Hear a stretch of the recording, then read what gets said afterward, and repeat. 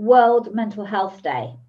And I think it's really time to talk about women's mental health and the menopause, or more perimenopause. What's happening to us? And how can we better manage many of those mental related experiences that we have? That as someone who suffered from acute anxiety towards the end of my perimenopause experience, I know how hard it is. I suffered even to the point of an anxiety attack. And I can remember that day as vivid as if it was now. A very painful experience. And I know that I'm not alone. But why? Why is it happening? Well, first thing is that it is partly related to our hormones, but it's also that we're carrying a huge amount of stress in our midlife. Let's face it, it's messy in the middle. We have career changes. We can feel the pressure of having to become the carers of our own parents. We can go through divorce, and we have our children growing up and leaving home. And empty nesting is quite a grieving process. All of those things, together with our hormonal changes and together with COVID, are just dialing up and compounding many of the mental aspects of perimenopause. And we're not talking about it enough. So we tend to do what we're not supposed to do, and that is we suck it up. Goodness knows we tough it out. And people go around saying things, oh, you're so resilient. But we're not really resilient in the true sense of the word. We're just taking on all of these societal labels, and we're actually not helping ourselves. And we need to be able to speak up and say, hey, you know what? I'm not doing so good. And it's okay not to be okay. My own journey, and having worked with hundreds of women who suffer from anxiety, some of those women have been menopausal and some of them have been much younger women, show me that there are a number of key things that women can do to really help themselves. And I'd like to share those with you right now. The first thing is track what's going on.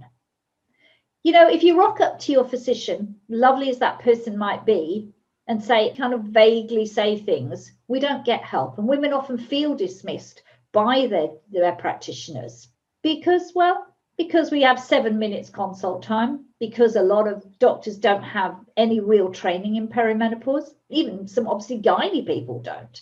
So be direct. Come and say, I have been thinking these sorts of things. I'm feeling this kind of stuff. You'll find that you'll get a different reception and you'll get help. If you're not coping with anxiety, you need professional help. There's a lot we can do ourselves, but sometimes that's not enough. And recognizing that is a huge step forward. The second thing is maybe seek some other help to learn coping skills.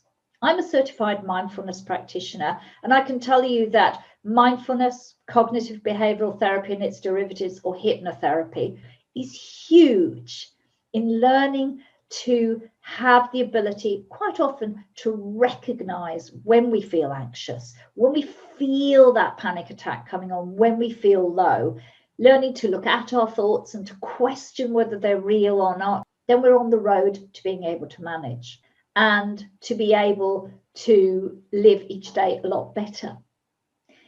And the third component is to say, I need to practice self-care.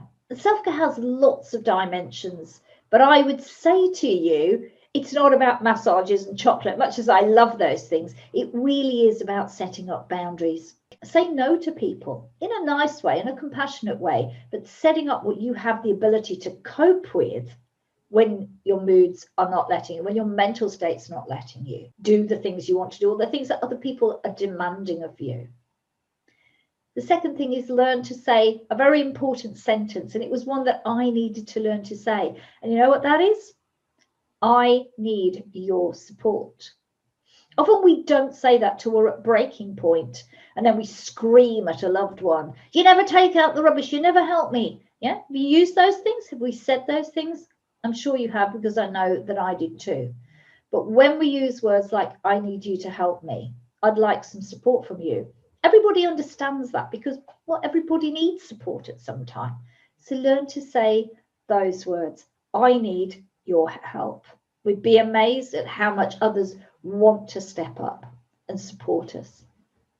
And the final part, the final component to this is make time for the classic self-care: rest, nutrition, exercise, and sleep.